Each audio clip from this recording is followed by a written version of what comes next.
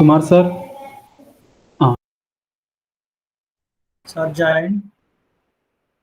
Yes sir, sir joined. Okay, we'll continue. Welcome back guys. Chandramouli sir, you can continue. Sir. Okay.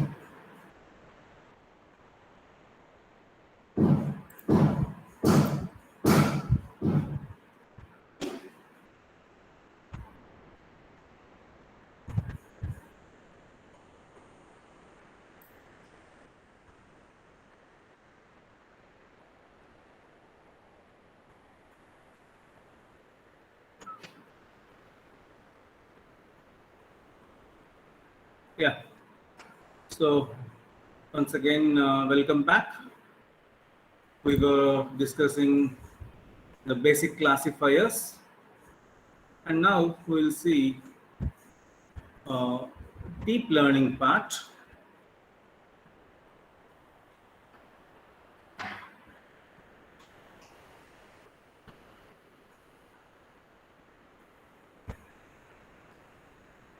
Particularly, why this deep learning is required nowadays is because of so many factors.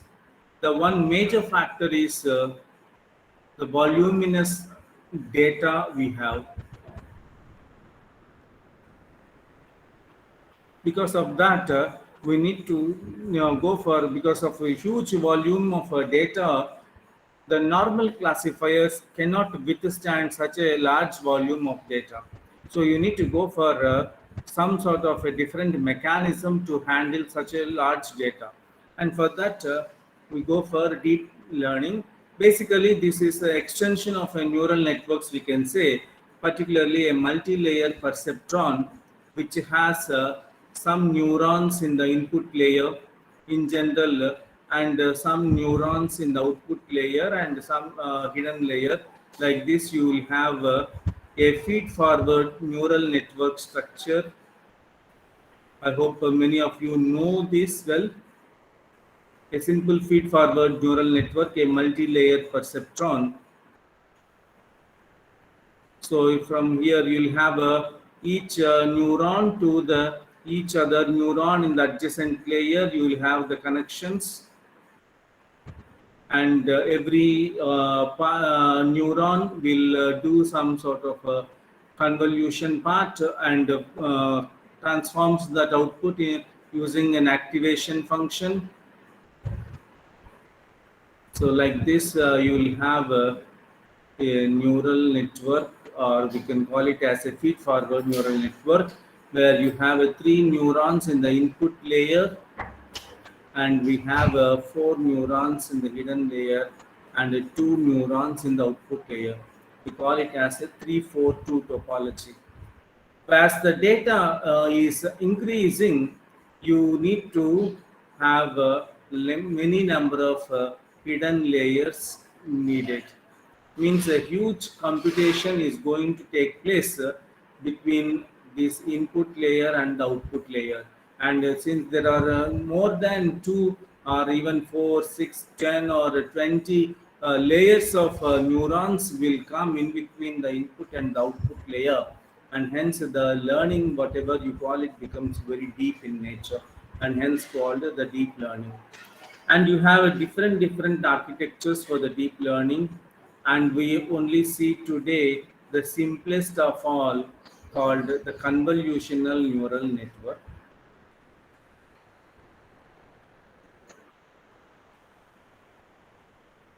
And remember, the deep learning necessary is only for those who are dealing with very large volumes of the data.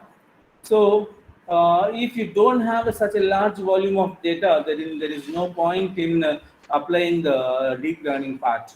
Suppose you are dealing with only iris data structure or a simple data structures which has not even 500 rows of information, 500 tuples of information you have, then you don't need to go for a deep learning.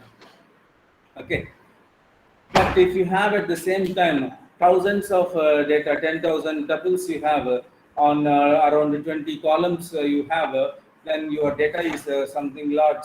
then you can think of applying a deep neural network. So when you do this, the basic operation in this convolutional neural network, as the name says, is convolution.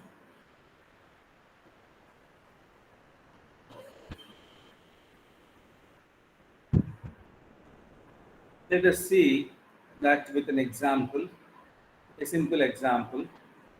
Let us say have a small image of size 6 cross 6.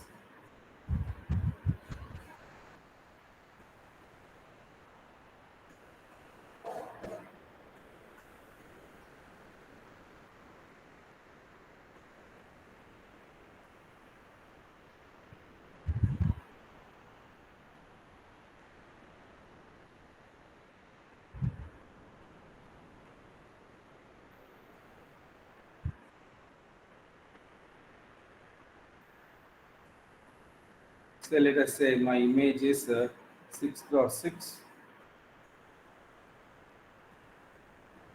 having some sort of intensity values like this, say 4, 9, 2, 5, 8, 3, 5, 6, 2, 4, 0, 3, 2, 4, 5, some values, something like this you have. So this is the image of 6 columns and 6 rows, or you can call it as height is 6 and width is 6.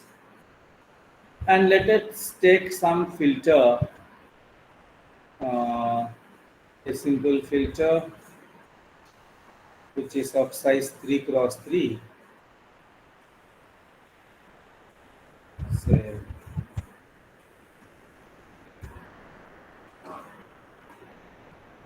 like this, a simple filter which basically identifies if any straight line present in an image, like this.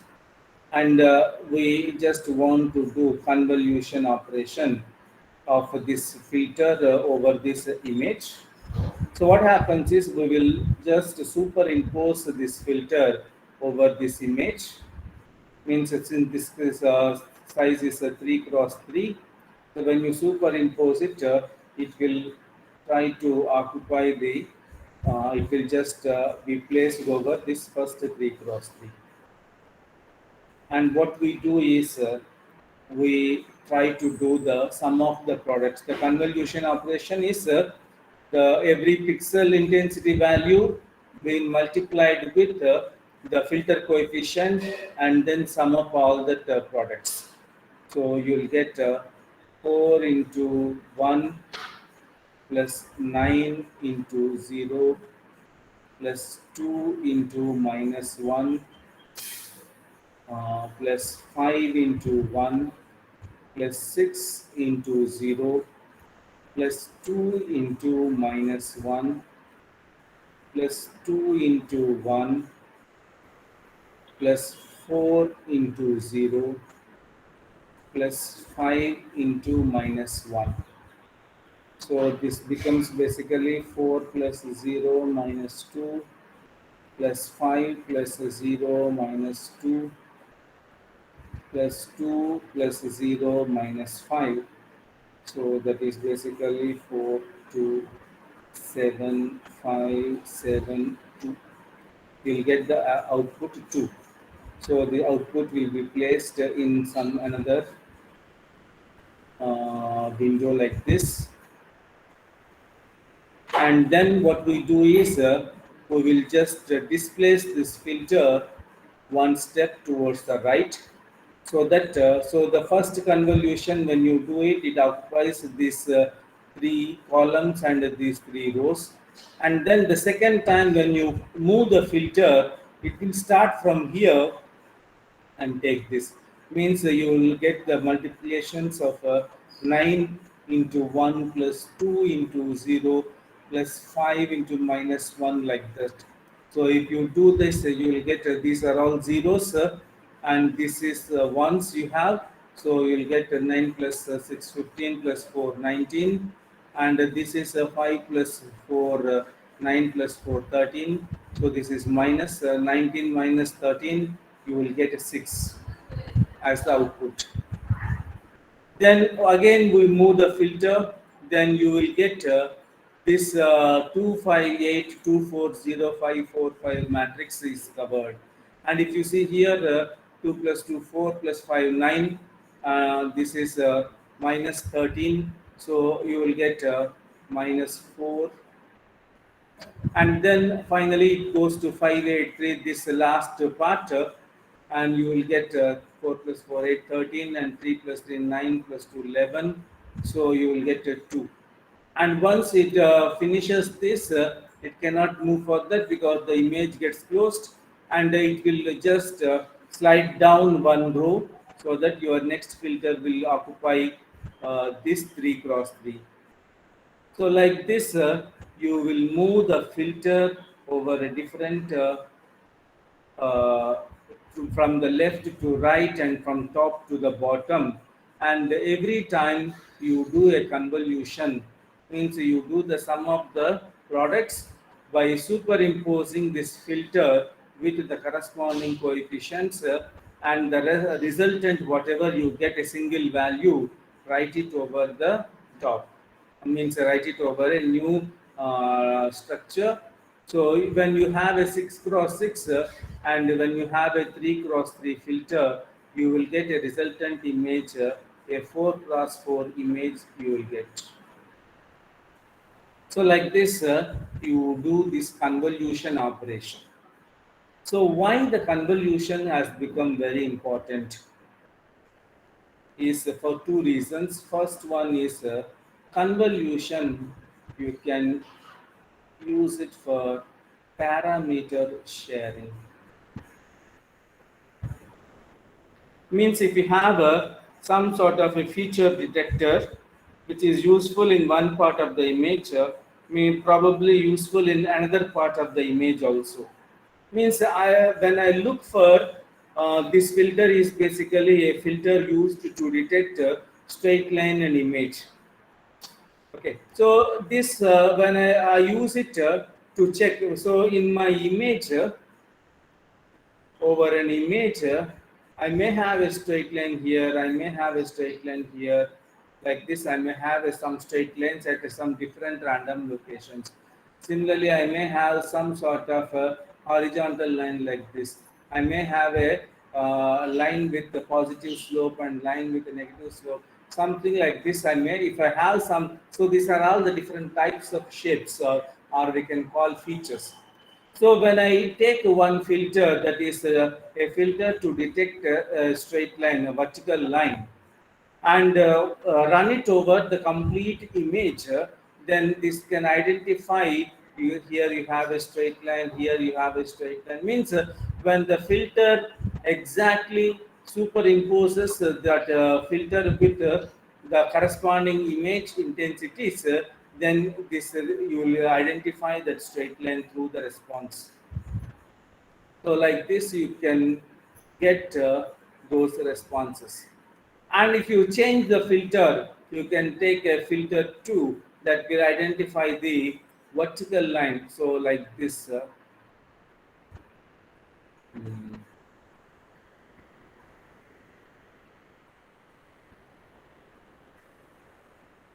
this is the filter for a vertical line. So similarly, a positive slow diagonal line, if you want,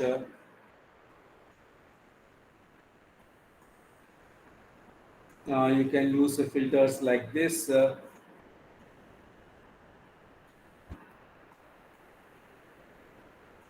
Similarly for the diagonal with the other slope. So like this, different filters, when you use it over the image, it will try to locate the corresponding, what is that filter about, what it is going to detect, and that detection, it will try to help it in the same filter looked at different places in the image, and you will identify the particular shapes immediately. That is one advantage of the convolution. And the second advantage is we can have a sparsity of connections. Means in each layer, each output value depends on small number of inputs only. So, and if you have dealing with some sort of a binary images and all, then what you will have is basically a sparse matrix only in general. So the basic convolution operation, when you do it over a convolution with some filter, you will get a response. And if you collect all those responses, you will get a resultant image. So when you do so you take an image, a 6x6 image, and take some filter of 3x3 and apply the convolution, and the resultant what you get is a 4x4 matrix or 4x4 resultant image. So this is your input image, this is your filter, and this is your resultant image or the convoluted image. So the parameters, if you see over this complete operation, means define a filter and move the filter over this image from the top left to the bottom right by sliding it throughout the from left to right, and once you finish the extreme, reach the extreme right, then slide down and move again from the left to right. In this way you reach this, so that when you start, you superimpose the filter at this position like this and keep moving, and you reach this particular place where you superimpose this filter with the image, and you get a response.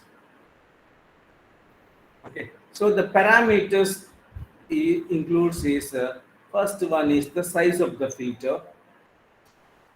So I used a 3x3 size.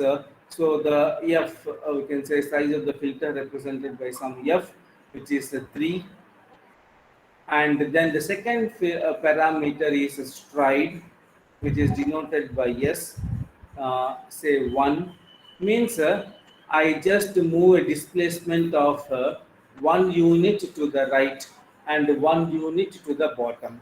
So when I take this as the first 3x3, then I just move 1 unit towards the right. So that 1, 2, 3, 4, 5, 6, if I have, then when I move right, I occupy the second, third, and fourth columns of the first, second, and third rows. And then this is what stride means, how many units of movement should take place. And padding is another parameter. So when I here in this case we set padding equal to 0. So when you say padding is 0, means what happens is the resultant image dimensions will be generally lower than the original dimensions. So original image is of a 6x6. Excuse me. And when you use a filter of 3x3 and do the convolution operation, you will get a 4x4 image. Rather than that, when I take a 6x6 image and do a convolution operation with a 3x3, and yet I need to have a 6x6 only output image, then what I do is I should do a padding. Necessary padding is required to retain the size of the output as the same as the size of the input. So under these parameters, means having a filter size of width 3 and height 3 and the stride of 1 and the padding of 0, how many number of multiplications are required? Can anyone tell me, when you finish this when you obtain this 4 cross 4 matrix by doing like this, doing the product of that is sum of the products by superimposing the filter with the given input image. So when you finish this 4 cross 4 matrix, how many number of multiplications are required for you? Can anyone tell?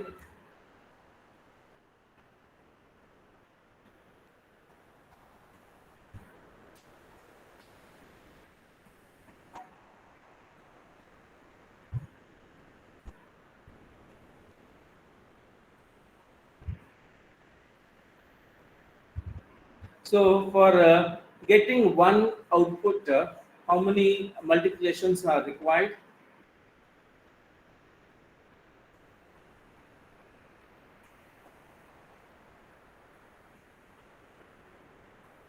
You get 3 into 3 because your filter size is 3 cross 3 and you superimpose it with the 3 cross 3 region.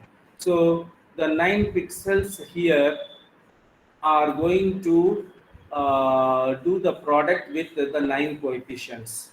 So you will have, in order to get one response, you have 9 multiplications and how many additions are required?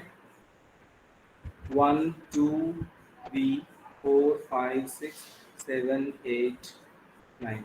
So, so many additions and so many products are there. Addition operation is not expensive, but multiplication is inexpensive. So 9 multiplications are required in order to get one response.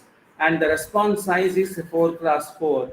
Means you need to have for every response 9 products. Means for all the 16 responses you have 144 products are required. Means you need to multiply two numbers 140 any two numbers that 144 times in order to get one complete convolution result. So if I increase the size stride from 1 to 2, then what happens is the displacement will be done 2 times. Means 2 units of movement takes place.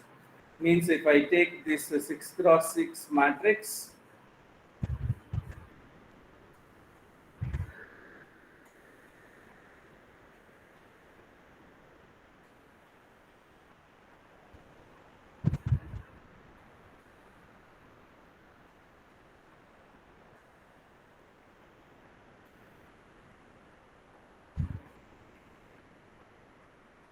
and I have a 3 cross 3 filter I take. So when I do the first superimposing, so I will have this part, I will do the superimposing, and then stride equal to 2, then what I will do is instead of moving from by 1 unit, I will, instead of taking 2, 3, 4 column, I take this part. Okay, and then when I move again, so you'll have a 1, 2, 3, 4, 5, 6 columns.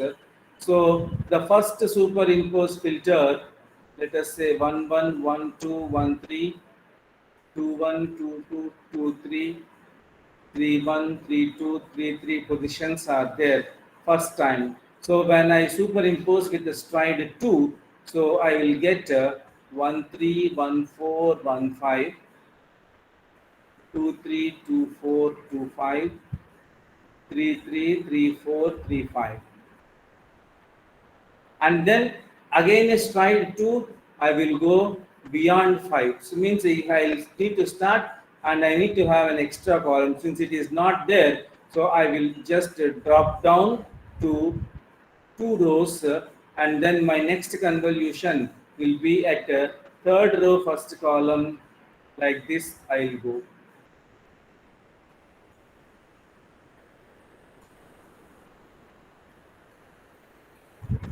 And then once again 2 units movement, I will go to these locations.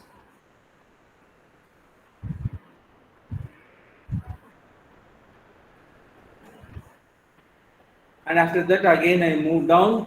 So once again, so this is the first row, third row, fifth row I'll come, but again here the filter will not sit properly because it is coming out because of a lacking of one row in the image. So we need to stop here.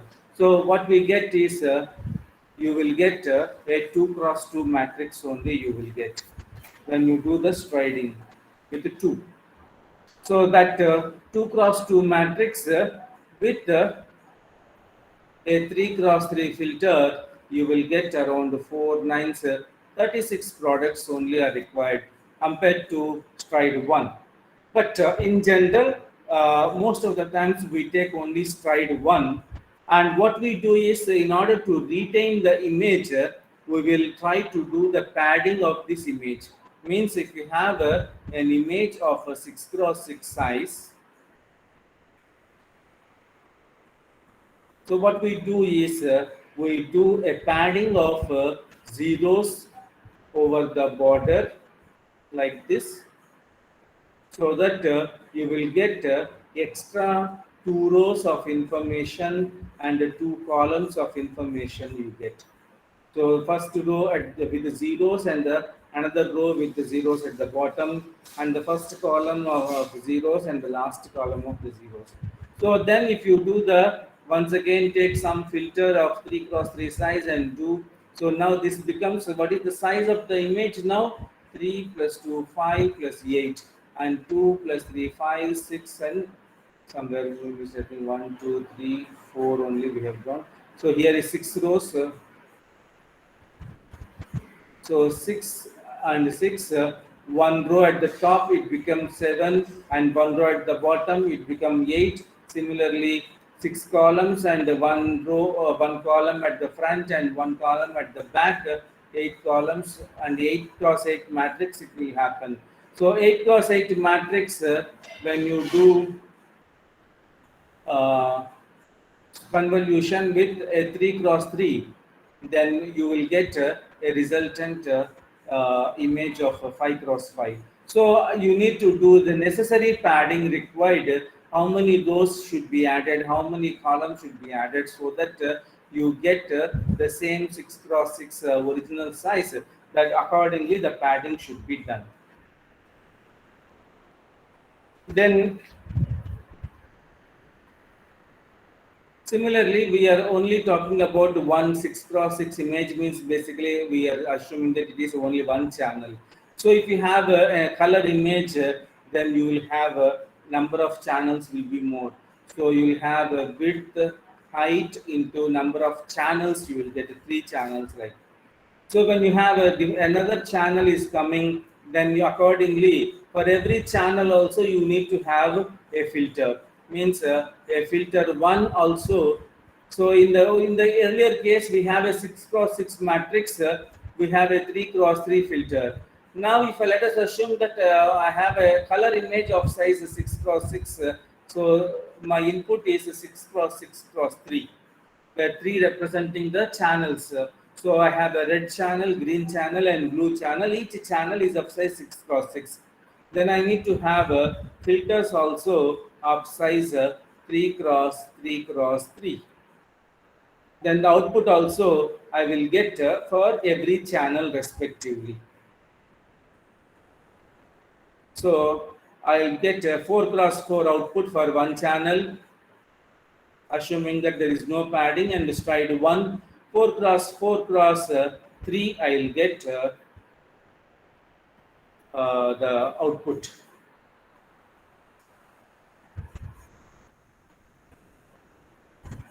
Okay, 4 cross 4, because we sum up all the filter coefficients and make one 4 cross 4 matrix. So the number of multiplications, if you see, is 4 cross 4 cross 3 cross 3 cross 3. This is roughly around 3 power 3, this is 27 into 16. So this is roughly 16 7 112, 16 2 32 plus 11, 432 products are required. Similarly, when you have so in general the data is for us is multi-channel image only, means you will have at least three channels of images like this you will get, and you do the convolution. Let us say you have a filter one of three channels, because you need to have that many channels, and let us say you are using different filters, so a filter 2 of once again a similar number of channels. So here you will get one 4 cross 4 output, if you assume that this is a 6 cross 6 cross 3, and here you have a 3 cross 3 cross 3, and you will get a 4 cross 4 when you do the convolution of these three channels with these three filters. And here also you will get a 4 cross 4. So all these things together you become, so if I use only two filters, then I'll get a 4 cross 4 cross 2, like this I'll get. So this is how the, means the number of products, if you see, is the number of outputs as 4 cross 4 cross 2 multiplied with the filter coefficient. So you have 3 cross 3 cross 3. So it becomes 27 to 54 times 16, roughly around 860 something plus will be there. So this is how convolution operation will be performed over the large image with the different filters. So if you do one convolution, that doesn't mean that one layer has been finished. Means when you are using a deep network, you will have layers we call. Particularly, we have say convolution layer, then activation functions, max pool layer, dense layer, like this different layers you have. So what do you mean by one convolution layer? Means, so you will have some input like this, let us say a 6 cross 6 cross 3, an RGB image of size 6 cross 6 over 3 channels, and I have a filter 1 of 3 cross 3 cross 3, and another filter 2 of same size. Then I'll get some output. So when I do the convolution with this, I'll get an output 4 cross 4. And when I do a convolution of this image with this filter, I will get a 4 cross 4 output. And I combine these two, I'll get a 4 cross 4 cross 2. And this is up to here is a convolution only has been done. Then what we do is over this, we apply a activation function, particularly a ReLU function, we use it. That ReLU function gives you output of once again 4 cross 4 cross 2. So this entire convolution plus applying the activation on those resultant convolution images and get an output image makes you one convolution layer. This complete thing we call it as a one convolution layer. Like this, people use many convolution layers in order to uh, do the learning part. Excuse me.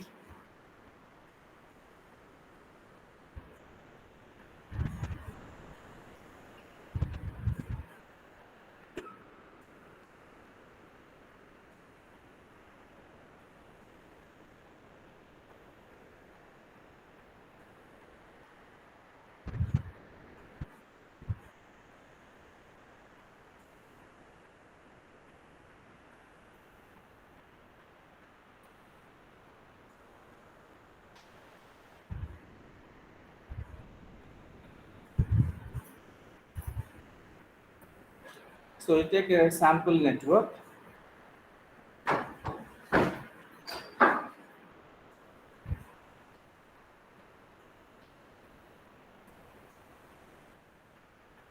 Hello.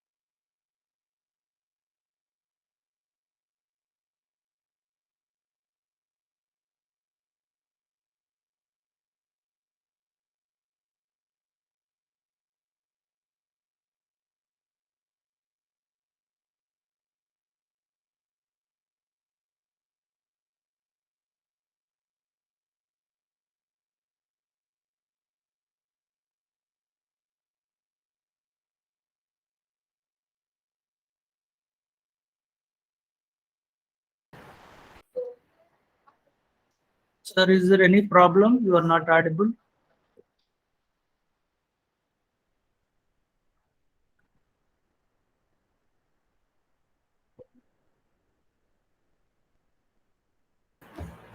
No, sir. I'm sorry. I got a call which I could not decline it, I so think I it just is muted. unmute. Your mic is muted. Okay, sir. So you take a sample network. So just like how we have used iris data, particularly when you are using deep learning, basically we deal with images, and these images are we use basically MNIST data set, which is a small image size. Basically, those images are of 32 cross 32. So what we do here is a general, in general, when you say a sample complete network, so you will have images as the input. So this we call it as a layer 0, or we can say that it is an input layer. Okay, and let us say the dimensions, uh, let us say that you have 32 cross 32 cross okay, MNIST data set is 32 cross 32 only binary images. So you, let us assume you have another data set a MNIST fashion that is around 39 cross 39 cross 3. Means red, green, and blue channels are there with some 39 rows and 39 columns. And what we do is you have in the next, you apply some filter of size 3, stride 1, and padding 0. And let us say you apply 10 filters. Satvik,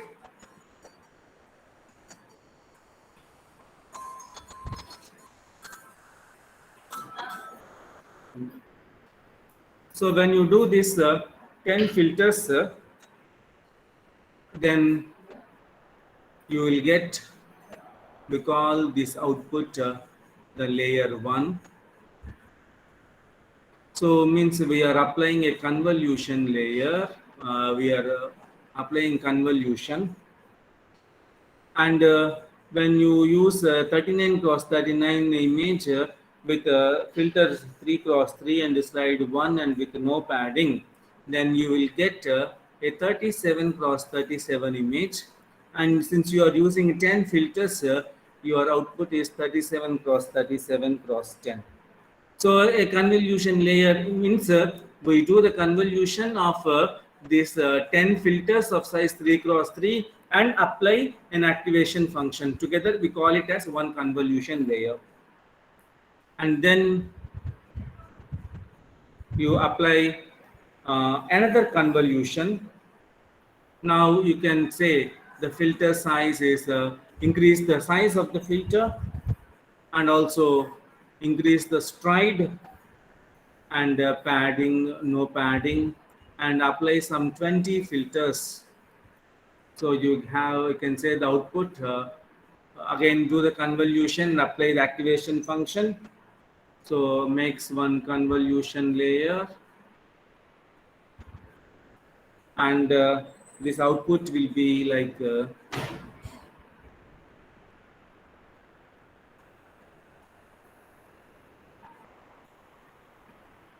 mm,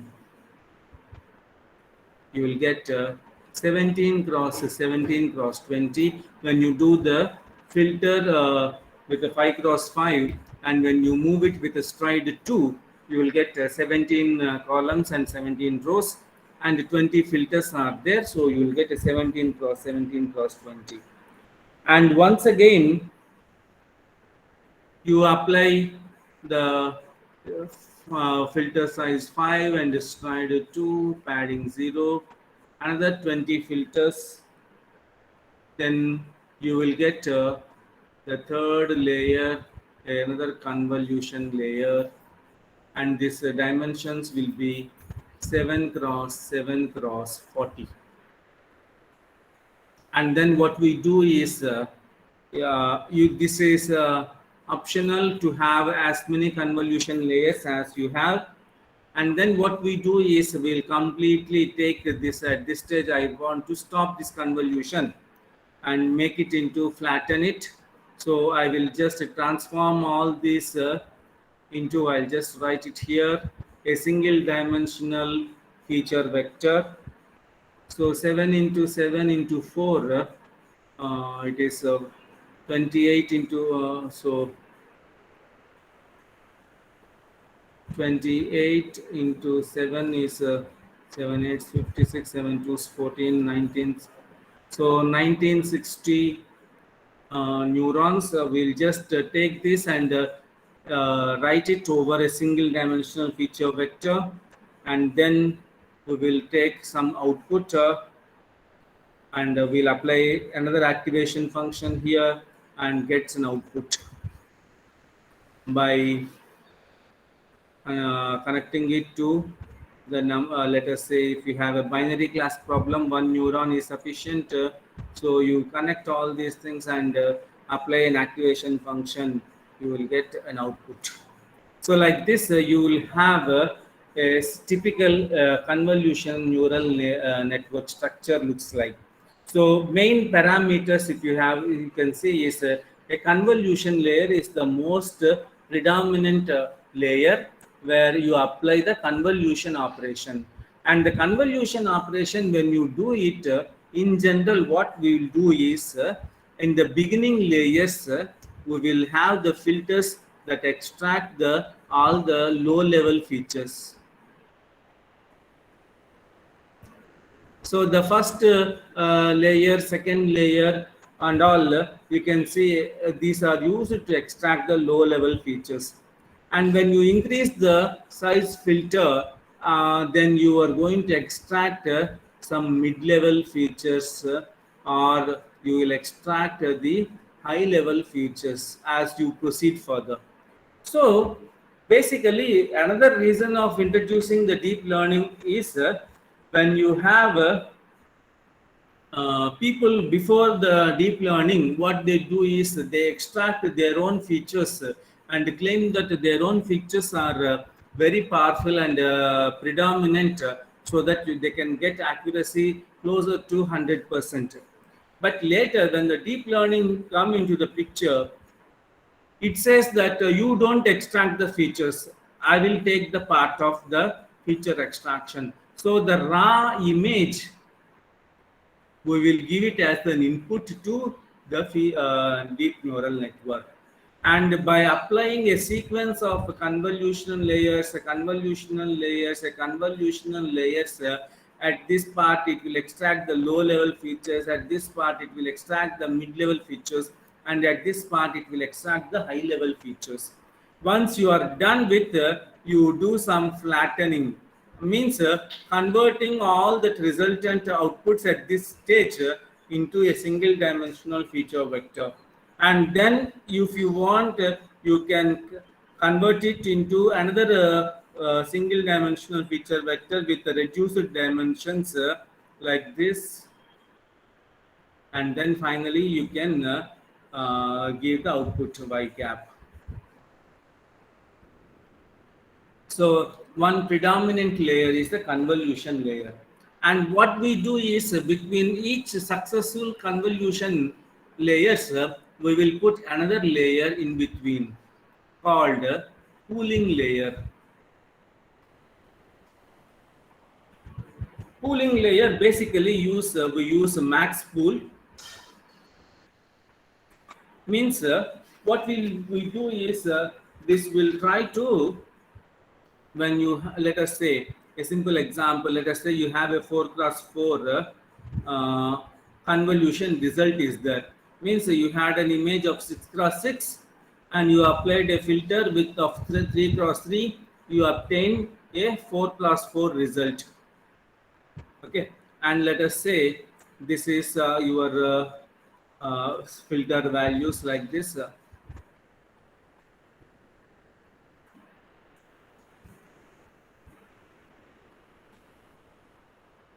So what the max pool will do is it will generally take a 2 cross 2 size and returns the maximum value here. So out of these 4, we have a maximum value 9. And out of these 4, you have a maximum value 5. And out of these 4, you have a maximum value 6. And out of these 4, you have a maximum value 5. So like this it will do. So the resultant, what happens when you do a max pool operation on a 4 cross 4 matrix, you will get a 2 cross 2 result. Another type of a pooling is average pooling. Instead of max, if you take an average pooling, then what you will get 4 plus 5, 9 plus 9, 18 plus 6, 24. 24 over 4, you will get 6 as the average. Similarly, 2 plus 2, 4, 8, 13. 13 over 4, around 3.3. Like this, you will get average values. This is average pool. And this is max pool. So people prefer this only because the max operation is comparatively easier than the average operation. So like this, between convolution layer to convolution layer, a pooling layer has been introduced. So that what happens is the dimensions slowly you get lowered, and finally you move towards the actual output. Okay. So is that clear, or do you have any queries so far? Please tell me.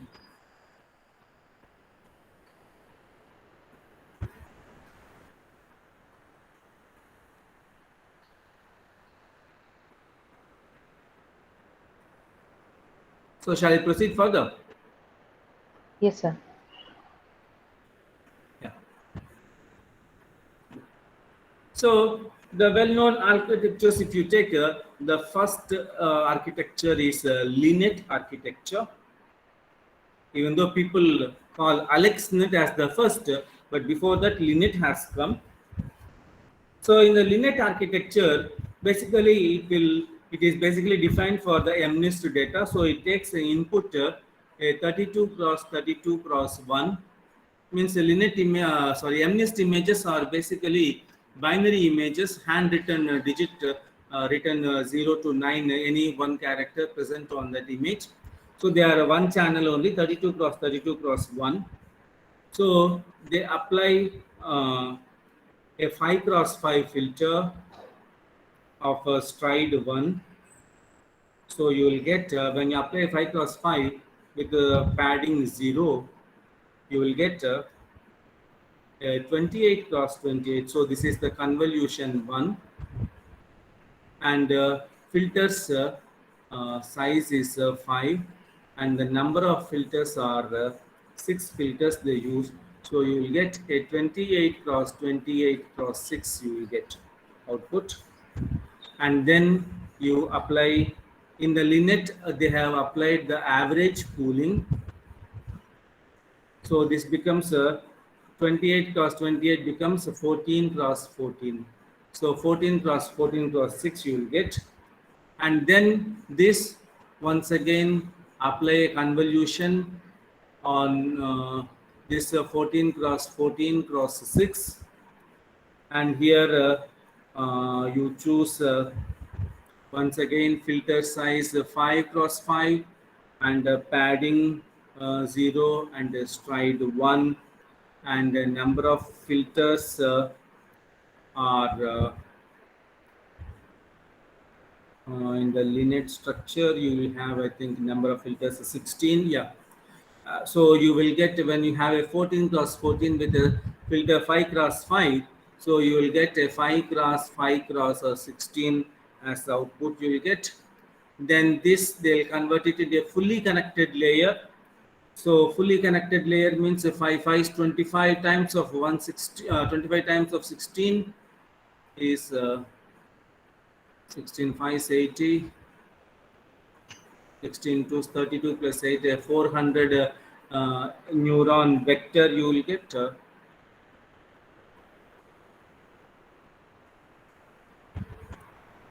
And this reduced to another fully connected layer with a 120.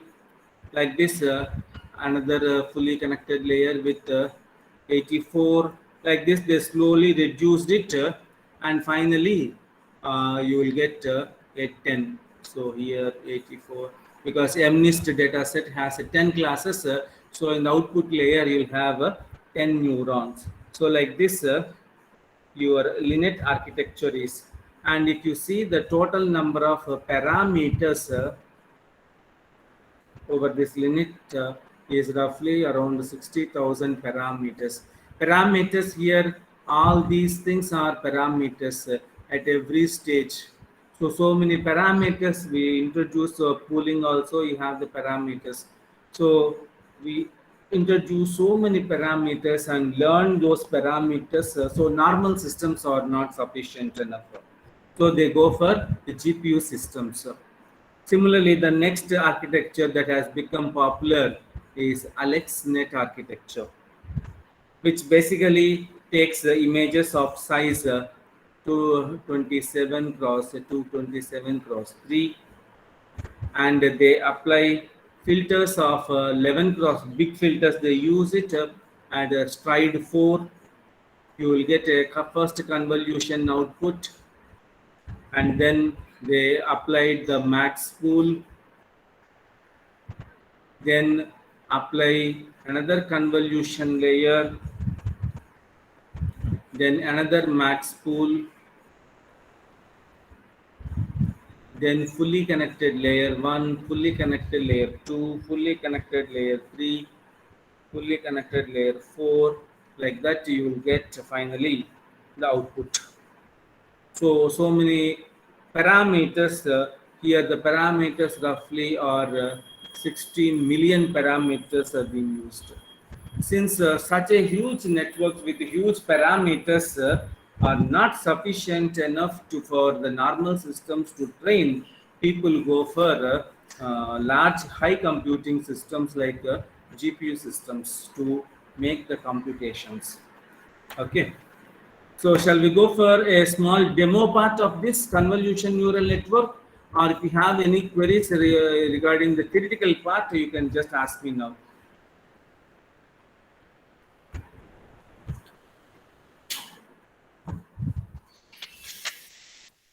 So shall we move to the demo part? Yes, sir. No question.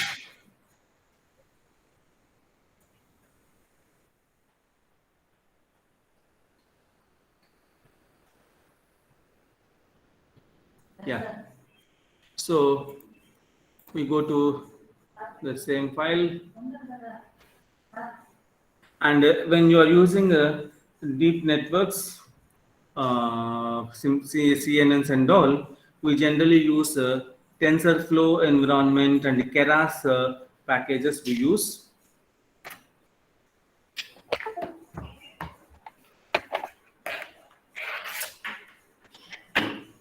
So from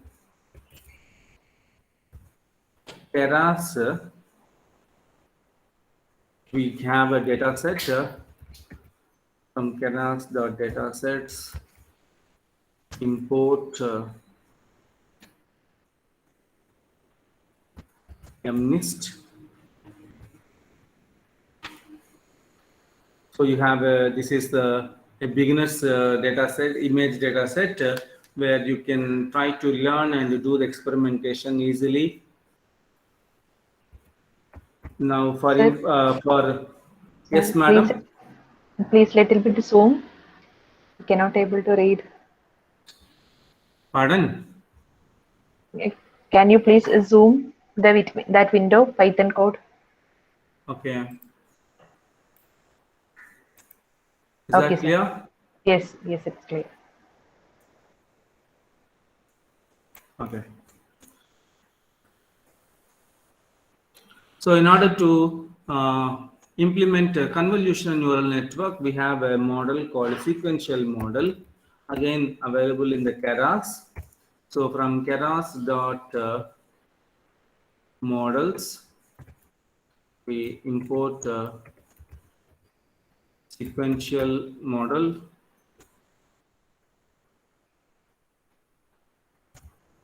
and then from Keras we have a different layers in a simple neural network architecture. So from Keras dot layers, all those different layers are available in Keras dot layers. Import dense layer. This is basically a fully connected layer.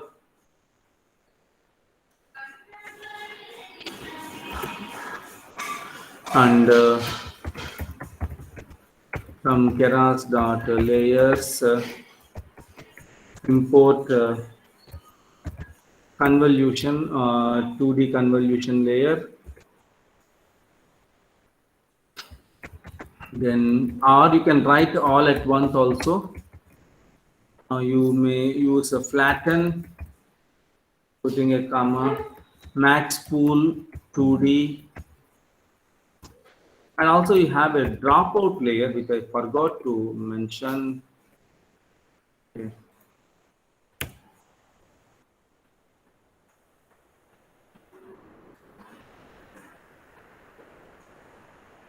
Cannot import the max pool 2D. Okay, pool P capital.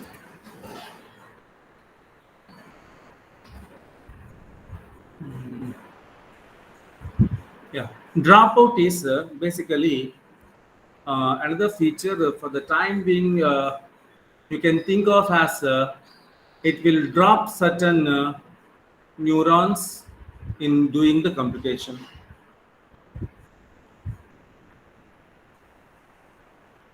Then what else we need? Some utilities we need from Keras dot utils. Import np utils.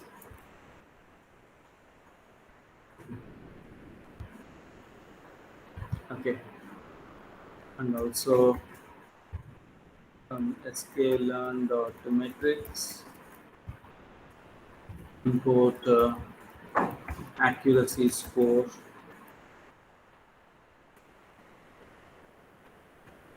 So these are all the things required for us. Now we for mtrain, when you import MNIST, MNIST itself has done that split up of training samples and the testing samples.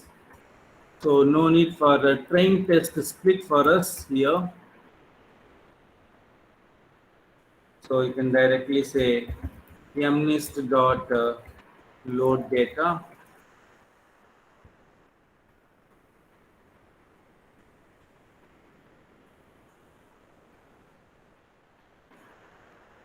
So it gets download from this location. So that is available in TensorFlow, that is available in Google APIs, that is available in storage. You will get it that downloaded. Then what we do is let us see xtrain.shape. So you have images. These are actually 28 cross 28. I thought of 32. Sorry. So 28 cross 28 images and 60,000 images are there. This itself is, you can think of as a small data set, a beginner's data set. Okay. And the test samples, you can see around 10,000 test samples are there of size 28 cross 28. So white train also, you can see the actual labels for those 60,000 samples. They actually tell what digit that particular image contains. You will have it in whatever you have it in X train. The corresponding digit is available in a white train. Similarly, white test, you will have a 10,000 by 1. So when you say comma and all, that means that this is a single dimensional column vector. I hope that you know in Python. Now what we do is, since the input training input is 60,000, the shape is 60,000 cross 28 cross 28. What we do is we will try to build an input vector from these 28 cross 28 pixels. Means we'll take it, multiply all these pixels as a single dimensional vector. Means we take per image, since it is having in a rectangular shape of 28 rows and 28 columns, we will convert it into a row vector of size 28 square, that is a 784 element vector we will make it, and such a 784 element vectors we will have it in 60,000 in number. So X train equal to X train dot reshape of X train dot shape of 0, 28, 28, 1.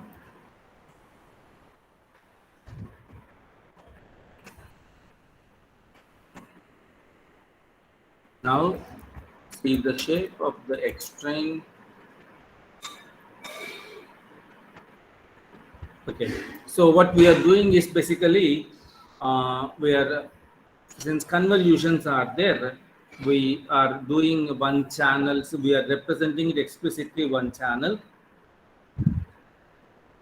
We just let us take it directly as an input. Similarly, X test, you just reshape it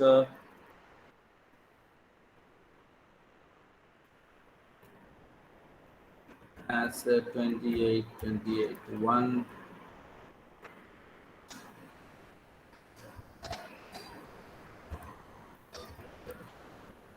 You will get, means when you do the convolutions, you need to represent the number of channels, because a conv2D layer, whatever we have used here, is a generic layer that will have a conv2D function. So that is that takes the this is the basic syntax for that convolution layer. It will take all the parameters, so it expects that the input shape has to have a channel information also. That's why, since it is only one channel here, we put that one.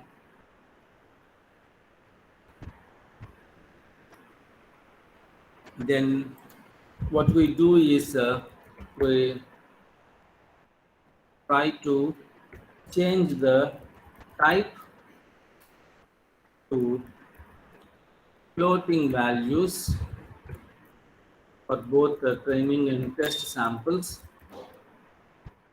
Because pixels basically are integer values, and when you do the convolution operation and all, you will get this integer to real conversions and these problems. So we'll convert it into floating values of all the training images and as well as the testing images. And we will divide it with the 255, because they are all 8-bit images having the maximum intensity value 255. So we'll convert it into a binary images, so that our work will be easy during the computations.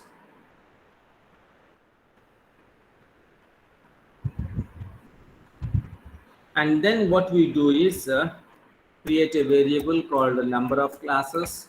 We have a 10 classes here that we know already.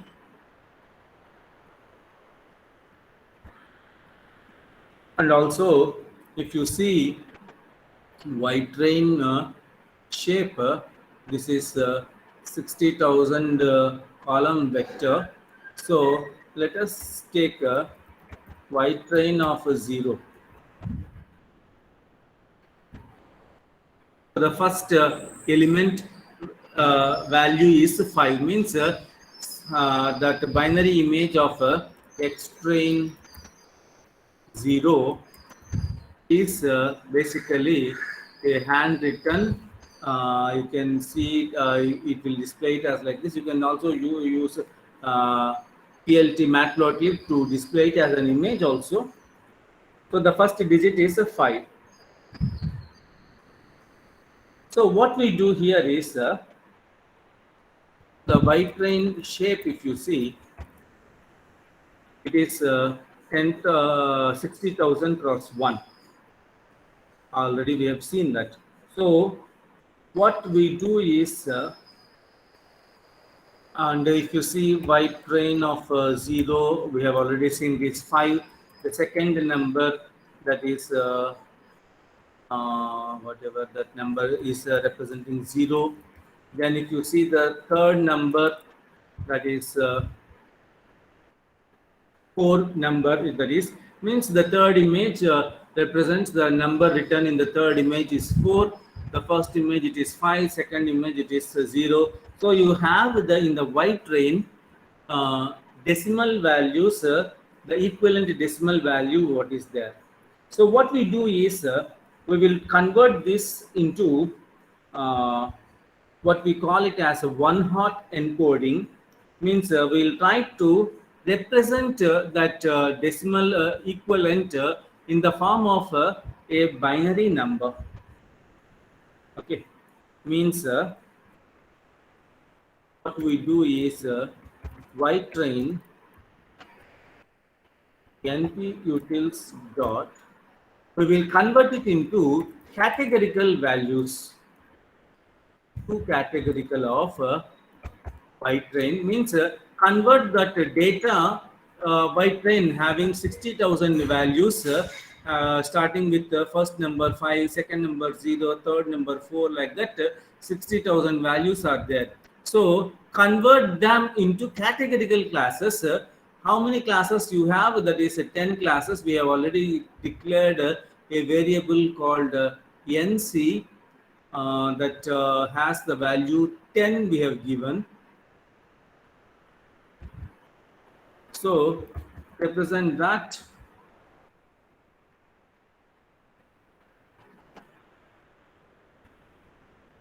So that it will convert it into categorical values. Now you see the first value, whatever you have it earlier, if you remember, the first one is number 5. So when we put white train 0, we got okay, white train 2 here itself in this screen available. This is 4 here, and now see categorical representation of that 4 is a 10 element feature vector. You see 1, 2, 3, 4, 5, 6, 7, 8, 9, 10. Means you have 10 classes we have specified. So the categorically it will convert it into a 10 element feature vector, out of which the value is 4. So the first one representing 0, 1, 2, 3 and 4. Wherever that number is there, that particular pixel is made 1 and the rest are zeros. This is what called one-hot encoding of the categorical classes. Similarly, white train 1, if you see, that number was 5, white train 0. So you will have this 1 at this position and the rest all zeros, indicating that so the output vector, whatever you get, that is going to match it, means the training output, it has to out of the 10 neurons in the output layer, when you take 10 neurons in the output layer, all the for the first image, all the elements positions should be 0 except the 6th position. that because that indicates the digit number 5. So like this, this sort of converting the decimal values into categorical values, we call that process as a one hot encoding, and that can be done using the numpy utilities called np underscore utils. You have to import it. Also, mm, now let us try to build the image model. So you can say model equal to sequential model I want to build, and for the model I need to have a convolution layer first. So add a convolution layer.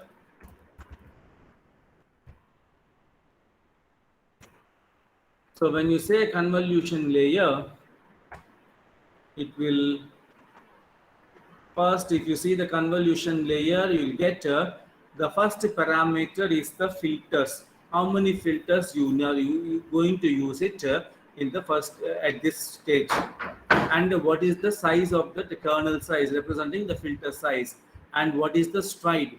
So this is default 1 comma 1 representing 1 unit displacement.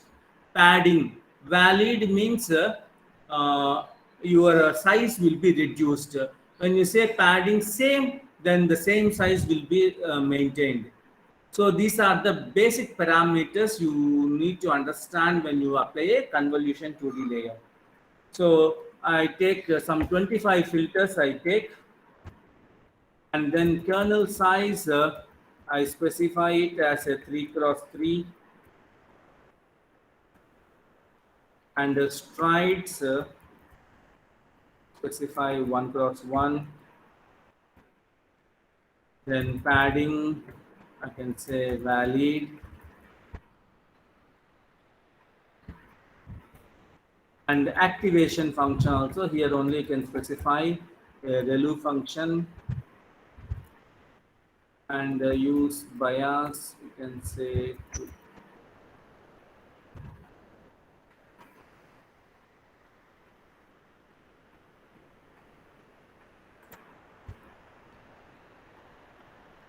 And now after adding a convolution layer, you can add a max pool layer, max pool 2D of pool size equal to 1 cross 1.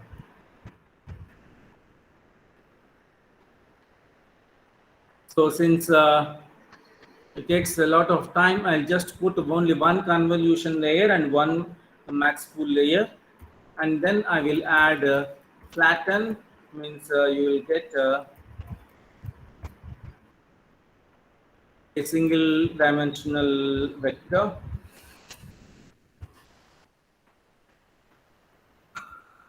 Then I add a dense layer, that is a fully connected layer with 100 neurons, and put activation equal to once again relu function. And finally, I will add another dense layer of 10 neurons in the output layer, and activation equal to final layer. I'll use a softmax function as an activation function.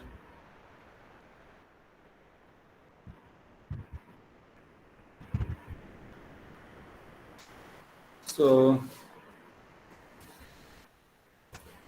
you can see the model plot. Okay, plot model not defined. Okay. You can say model dot summary.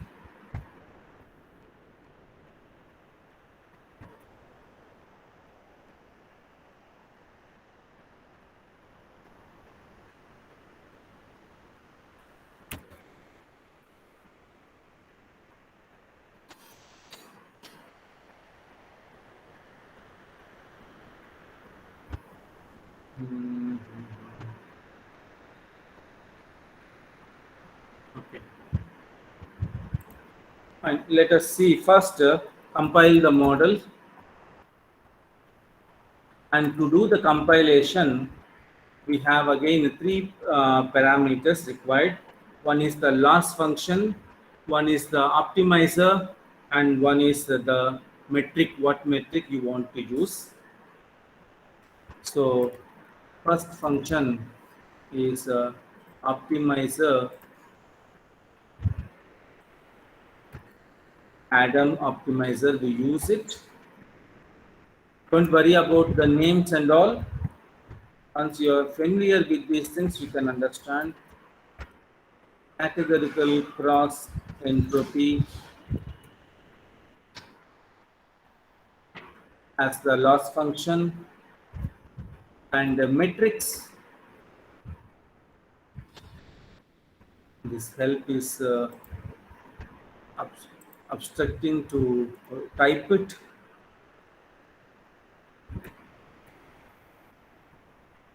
Accuracy.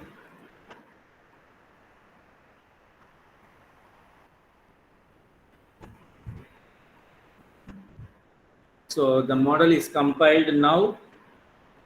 Let us try to print the summary now.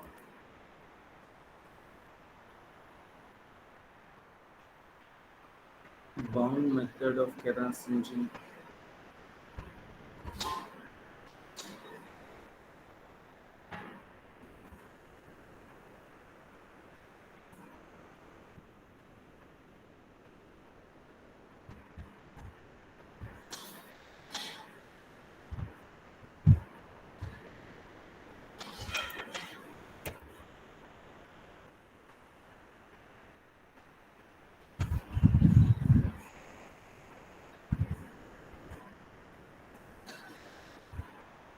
Something I'm not able to recollect how to print it. Okay, fine. Let us not worry about that, but try to fit it. Model.fit.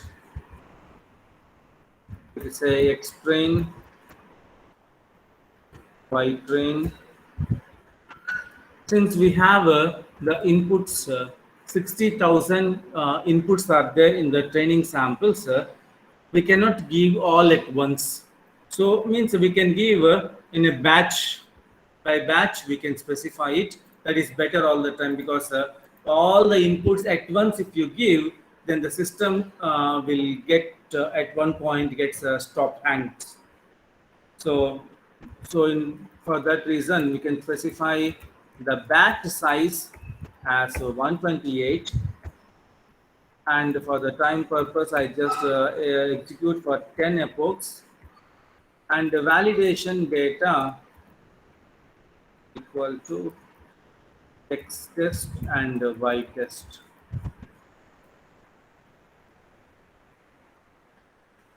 When you do this, it will take, it will try to do the learning. Okay, let me stop here. Stop. Okay, I'll just put it. History means we can completely store the entire training part into a variable. So I forgot to type that, so I just put history, and now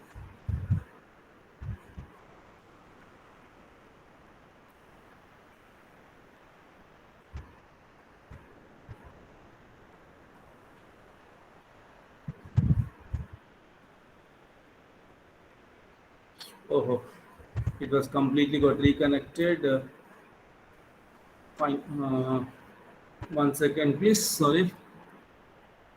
I think that message I haven't read and simply said yes.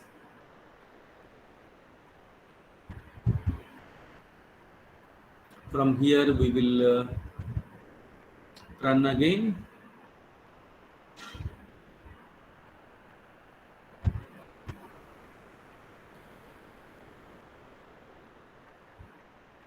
Yeah, just run again from this place.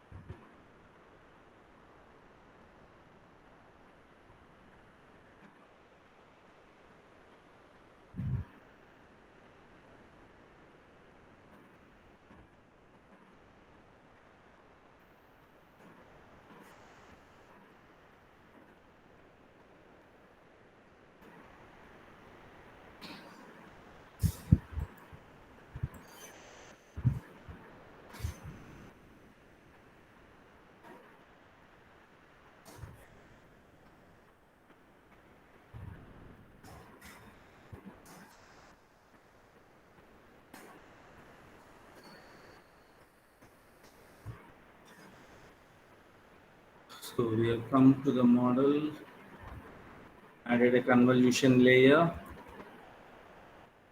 then a max pool layer, then flatten that, add a fully connected layer of 100 neurons, and finally an output layer of 10 neurons.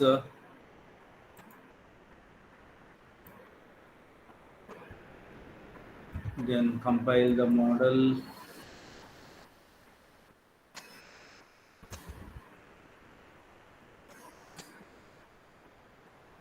Let me try 1 second with the model dot.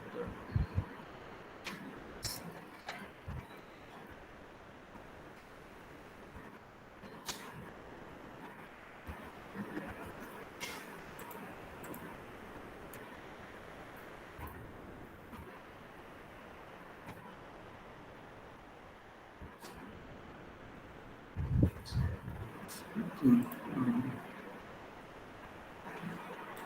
Okay, let us see that. Yeah, now here we were, and now we train that, and the complete training we try to put it in the history, so that we can use that history to analyze what happened.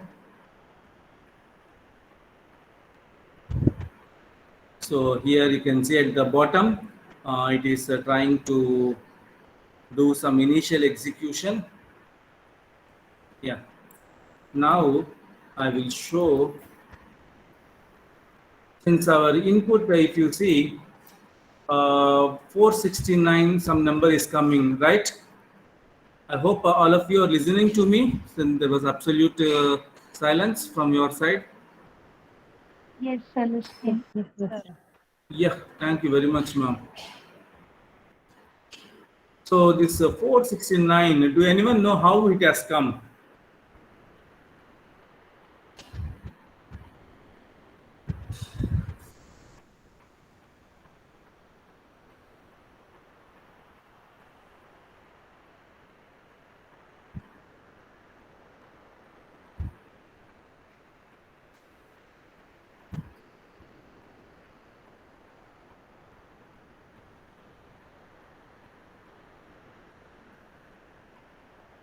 Okay, we have done that.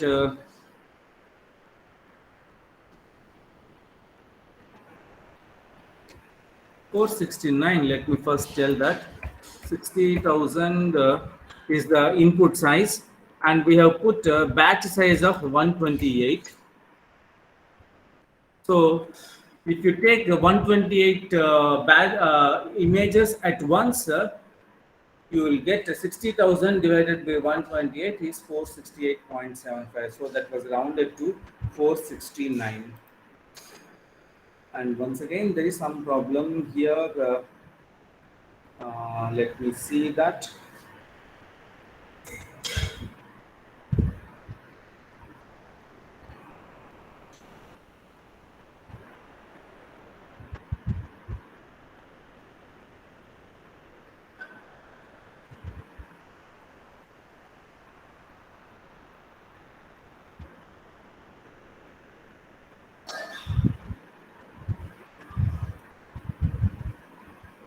Um, Let me open another one which I have recently done.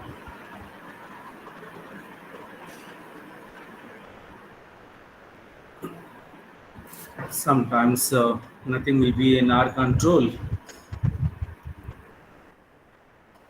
Same code.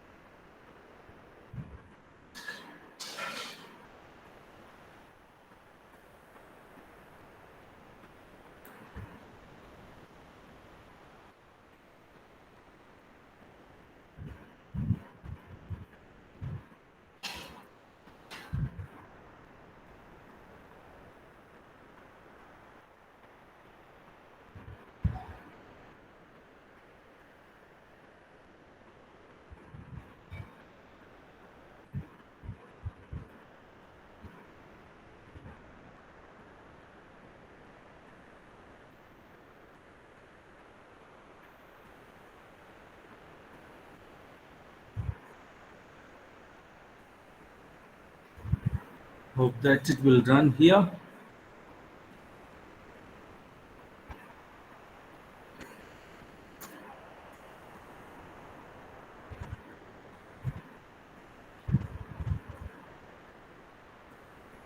In between, if you have any queries also, you can just, I'll try to address.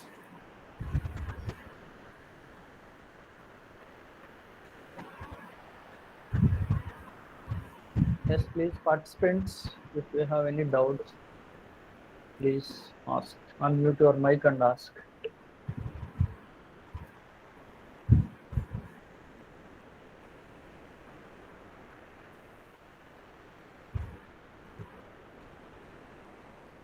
It was really a wonderful session. The sir explained the topics from scratch. Now here it is running. You can see how the, if you see here this 469, I think I have done that. I told that because of the batch size, it will take 469 batches, and it takes 64 seconds for the entire one epoch to take, with 87 milliseconds, I think, for per step. And you can see the accuracy. I will just reduce the size a little bit so that you can see all at once. So this is accuracy is a little bit low because we have only taken a simple one convolution layer and one max pool layer, and immediately flattened it and run. So naturally you don't get a good accuracy. As you can see here, the accuracy here you can see is 0.1865. This is the training accuracy, and validation accuracy is 0.09. So further reduce the size. So like that, after second epoch, validation accuracy is remaining the same. Training accuracy is also slightly diminishing it. And this you can try with the different times, with the different network structures. Depending on your computing system, you will get uh, based on increasing the layers and further fine tune the inputs, the accuracy can be further improved. So that takes some time to run. And if you have any queries, I'll stop sharing it and I'll share the code to sir. And if you have any queries, please you can ask me.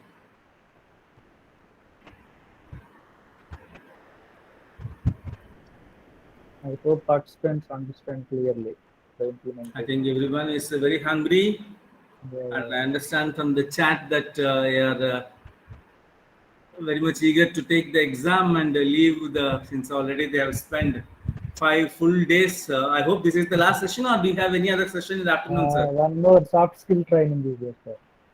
Oh, one more is there. Okay. Technical last session and yoga Okay. session is there. So, any queries for me? Shibina, are you there? Oh, sir, I'm here. Okay. I think all are in hungry mood, sir. It's 1:30 already. The sir explained very clearly the topics from scratch. So if there is no queries, we'll wind up the session. I hope there is no queries. Yeah, and if you have any queries also, you can mail me here. This mail ID. And yeah, I have a sharing option here. Let me share the code I have written here itself.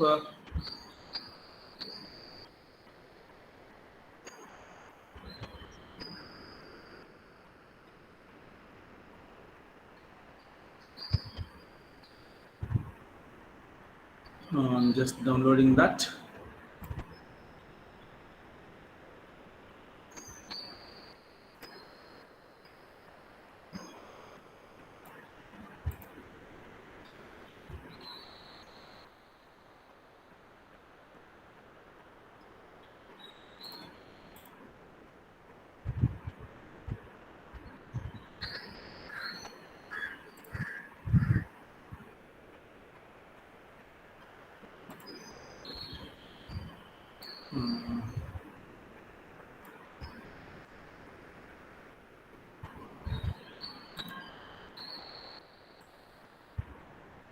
Sir, please share PPTs and Yes, sir. code everything to me.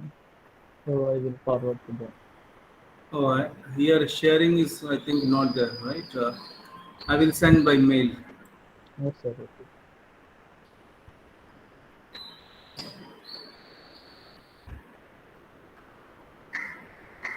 So I invite Shibina, a research scholar, Department of Computer Science, to Thank propose you, a sir. vote of thanks to sir.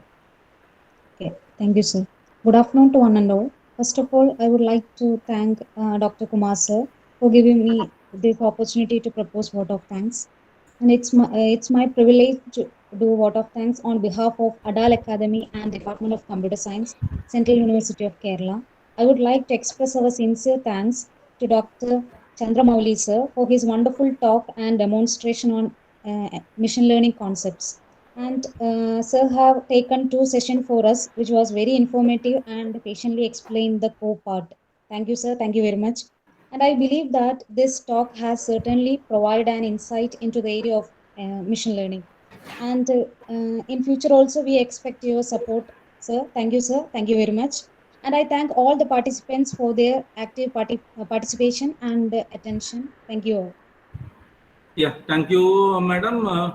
And thank you, sir, for giving this opportunity to interact with you all. Yes, Thank you sir. very Yes, much. sir. Thank you. Dr. Chandramouli, sir, explained the classification techniques in a wonderful manner. Really, it was a mind-blowing session. Sir explained KNN and the CNN from scratch.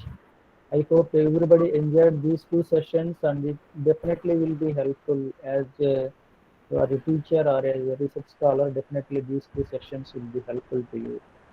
So, on behalf of Department of Computer Science and Central University of Kerala, we are very thankful to you, sir, for accepting our invitation Thank and you. giving a wonderful talk. And we are hoping your support in future also to the Department of Computer Science.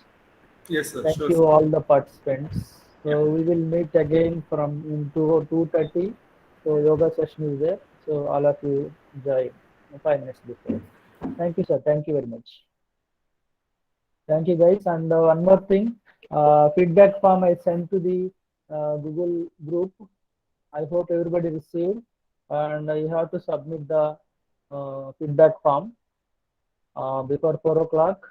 And I will also give the feedback form link here. All of you fill it and submit. So it's compulsory. Everybody submit the feedback. Okay, all the resource persons names are there. You have to fill it and submit. And 2:30 to 4 o'clock, we have a session titled Yoga for Healthy Life by Dr. Vrinda Madhavan, Department of Yoga, Central University of Kerala. So all of you join in time. After that, we have a valedictory session. Okay. Thank you, participants. I hope it is clear. So we will stop in, and I will start the session before 10 minutes of the next session. Any doubts, participants?